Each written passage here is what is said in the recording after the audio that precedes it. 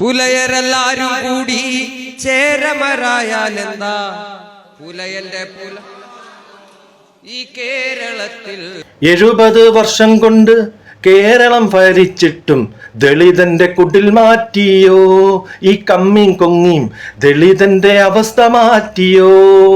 വേടൻ പറയുന്നത് ദളിതർ സനാതനത്തിന്റെ അടിമകളാണെന്നാണ്. ശരിയായിരിക്കാം. പക്ഷെ ഇപ്പം 70 വർഷം കൊണ്ട് ഭരിക്കുന്ന കമ്മ്യൂണിസ്റ്റ് ഗവൺമെന്റും കോൺഗ്രസ് ഗവൺമെന്റും കൂടുതലും കമ്മ്യൂണിസ്റ്റുകാർ അവരെന്ത് ചെയ്തു ഈ ദളിതർക്ക് വേണ്ടി? അവരുടെ അന്നത്തെ അവസ്ഥ തന്നെയല്ലേ ഇന്നത്തെ അവസ്ഥയും. പിന്നെ വേടൻ പറയുന്ന തമ്പുരാൻ, ശരിക്കുള്ള തമ്പുരാൻ ആരാണ്? നായർ എന്ന് പറയുന്നത് ഹിന്ദുമതത്തിൽ ശൂദ്ര വിഭാഗമാണെന്നാണ് പറയുന്നത്. അപ്പൊ അവരെ തമ്പുരാക്കന്മാരാക്കാൻ പറ്റില്ല. പിന്നെ ആരാണ് തമ്പുരാൻ? ബ്രാഹ്മണർ. അവർ 1% പോലും കേരളത്തിലില്ല. അവരവരുടെ ജോലി നോക്കി മര്യാദയ്ക്ക് വിദേശത്തും സർക്കാർ ജോലിയിലും ചിലവർ അമ്പലമൊക്കെ ആയിട്ട് ഒതുങ്ങി ഇങ്ങനെ പോവുകയാണ്. അവരെയാണോ വേടൻ ശത്രുവാക്കുന്നത്?